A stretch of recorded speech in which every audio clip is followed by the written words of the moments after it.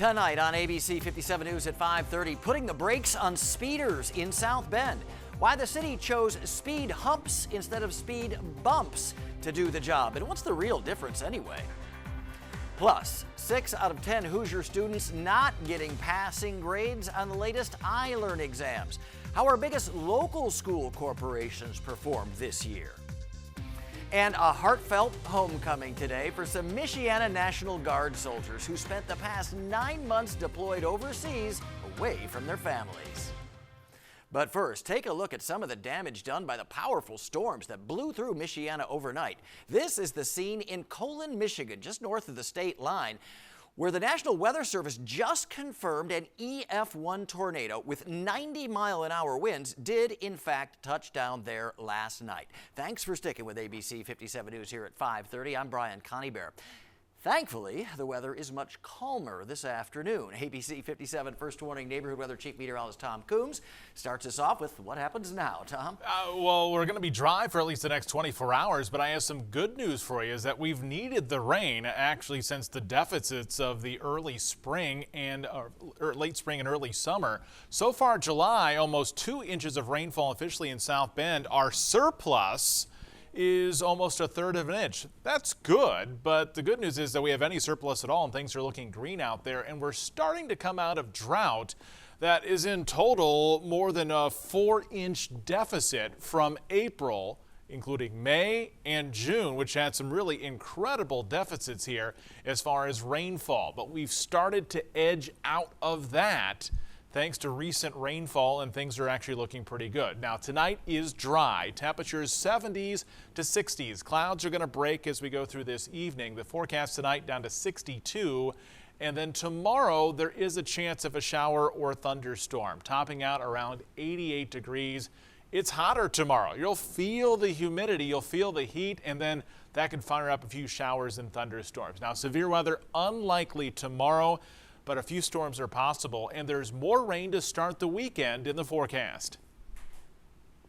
All right, Tom, thank you. Right now, slowing down speeding drivers in South Bend. The city getting more than 200 requests for traffic calming measures in the past few years, and now they're installing nearly 100 speed humps in 24 different neighborhoods across the city. ABC 57's Ryan Jacob is live in South Bend, where the work is already underway. Ryan?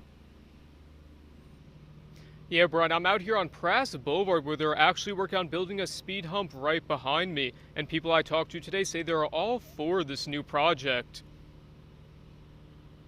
After complaints from residents about cars going over the speed limit, city engineers held a meeting to discuss ways for traffic calming measures.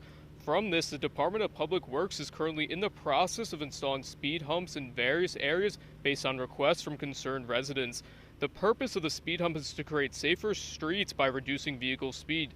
The way the speed humps will be built is based on a scoring system using traffic volume and crash data, and whichever project scores the highest will be accommodated first based on funding availability. And the project is expected to be completed by November. Now, you may think a speed bump and a speed hump are the same thing. Nope, think again. Carol Boyles, the engineer for the city of South Bend, breaks down the difference. A speed hump has more geometry to it than when you think of a speed bump. A speed bump is narrow, it's going to be abrupt, whereas a speed hump has a more gradual slope. It's going to allow a vehicle to traverse it with some speed still. So a speed hump isn't meant to stop a vehicle, whereas a speed bump would tend to cause a driver to have to completely slow down to maneuver over the speed bump. And to find out exactly where these speed humps will be located, the city of South Bend has a dashboard on where you could find them. And you could also head over to our website at abc57.com for a link to that. And coming up at 6, hear from one concerned father about why he supports the speed humps. Reporting live in South Bend, Ryan Jacob, ABC 57 News. New details tonight on Indiana students still lagging behind from the pandemic. According to the latest iLearn test scores just released by the state, a little more than 40% of all students passed the English and math portions of the statewide test. To put things into perspective, only about 3 out of every 10 elementary and middle schools passed both segments of the exam. Students who were not proficient in English and math prior to the pandemic are not recovering at the same rate as their peers either. While students who were proficient in English and math before the pandemic, they continue to stabilize and even accelerate their rates of learning, but not so for the other group. While grades are relatively low, test results show learning is stabilizing, but many students are still in need of extra help to get back on track. Let's take a look at some of our largest school corporations here in Michiana, how they did on average. These are in grades 3 through 8. The percentage of students passing in Penn Harris Madison in math, 59.9%. English, 60.7%. Those are some of the best numbers in our area. School City of Mishawaka, in the math exam, 27.7% of students there passing. English, a little better, 28.4%. How about in South Bend Community Schools? Math, passing, just 15.3% of students passing the state iLearn test. English, 20%. How about Warsaw? In math there, 44% of the students passing, and in English, 43%. Elkhart, one more district for you. Math, 21.4% of the students in Elkhart passing the state iLearn exam in math, 21.5% in English. And you can find a link to see exactly how your child's district or individual school building did on our website at abc57.com. Meanwhile, South Bend's newest charter school is set to open this fall with an environmentally friendly mission. The Paramount School of Excellence, as it's called, will be 100% solar powered, adding to the city's climate impact reduction efforts. Classrooms at the old Tarkington Elementary School on Hepler Street have been renovated, and teachers are already starting to get ready for some 350 students next month. But some finishing touches are still being done. We are working on the front facade, and that hopefully will be done for our ribbon cutting ceremony on Friday. And we are wrapping up all of our construction projects inside the building. Classrooms are ready to go, and we are ready for kids. The Paramount School puts an emphasis on math and language arts. They plan to have extracurriculars like gardening and cooking as well. There will also be farm animals and an aquarium for the kids to care for. Paramount also provides a pipeline for students to Purdue Polytechnic High School and Purdue University for college. It's not too late to enroll your child before the start of the school year if you're interested. The number you can call is posted on our website at abc57.com.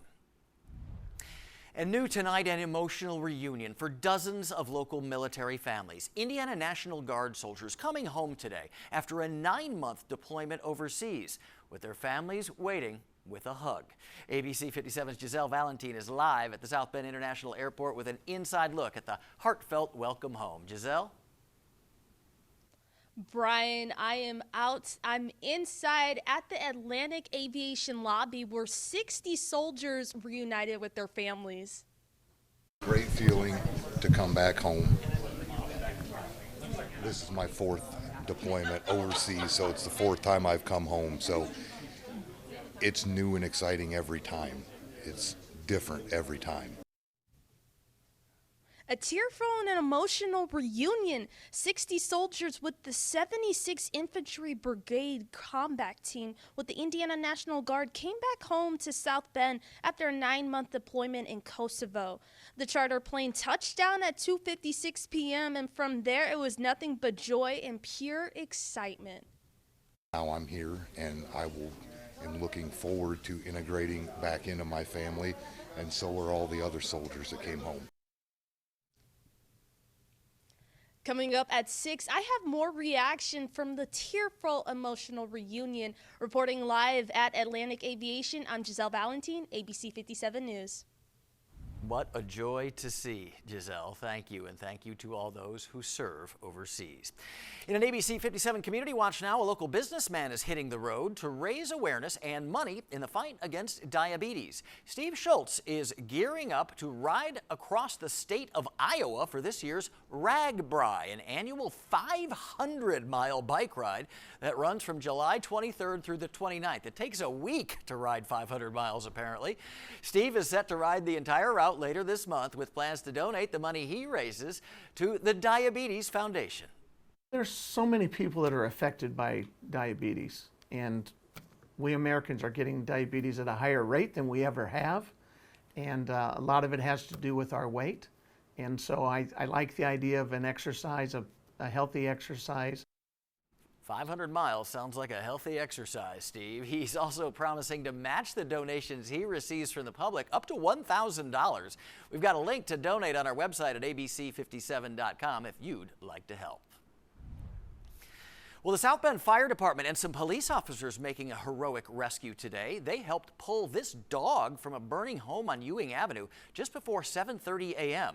That dog inhaled a whole lot of smoke and had some minor burns as well. They actually gave him oxygen through a mask before they took him to an emergency veterinary clinic.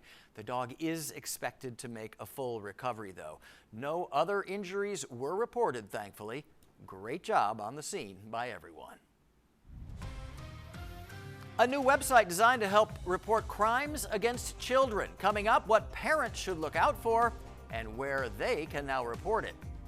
Plus, new details on what may have sparked the stabbing of disgraced gymnastics doctor Larry Nassar inside a federal prison. Quiet on the lake right now, but could be busier tomorrow with warmer weather before more rain in the forecast.